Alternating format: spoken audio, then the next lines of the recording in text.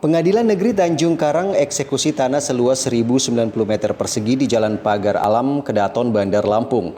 Saat proses eksekusi berlangsung, petugas jurusita Pengadilan Negeri Tanjung Karang sempat dihalang-halangi oleh penghuni rumah yang berada di atas tanah tersebut. Namun setelah bernegosiasi, akhirnya pemilik rumah berinisial S bersedia mengosongkan rumah setelah pihak pemegang sertifikat memberikan uang kompensasi senilai 50 juta rupiah oleh pihak pemohon eksekusi. Penasihat hukum pemohon eksekusi Redi Novaldianto mengatakan proses negosiasi berlangsung selama 2 jam.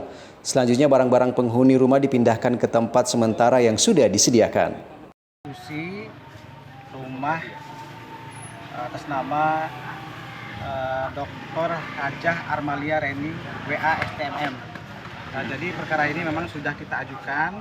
Eksekusi ini di Pengadilan Negeri Tanjung Karang sudah hampir 1 tahun yang lalu. Ini terkendala karena ada gugatan pihak ketiga atau dalam bahasa hukum DNNKRZ oleh pembantah, namanya pembantah ya. Kalau disebutkan di putusannya pembantah.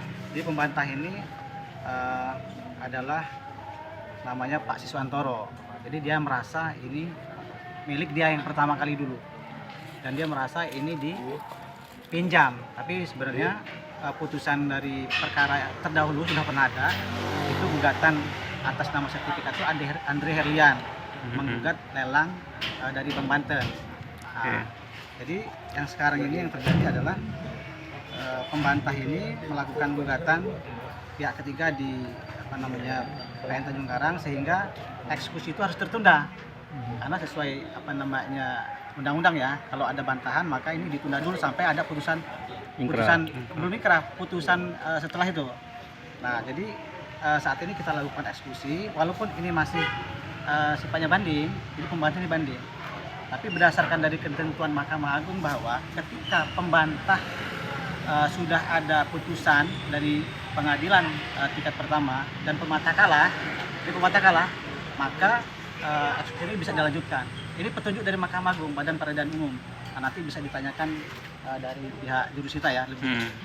Menurut Redi, persoalan rumah dan tanah ini sudah berlangsung sejak tahun 2019 lalu, di mana saat itu Armalia Reni WA menjadi pemenang lelang dari objek yang dihuni oleh S yang dilaksanakan oleh Bank Banten.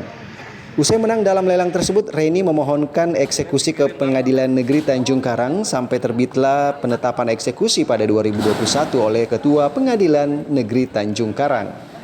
Namun pelaksanaan eksekusi yang telah ditetapkan itu harus tertunda lantaran adanya perlawanan dari S ke pengadilan untuk mendapatkan kembali aset yang diklaim merupakan miliknya tersebut. Ilham Diskursus Network melaporkan.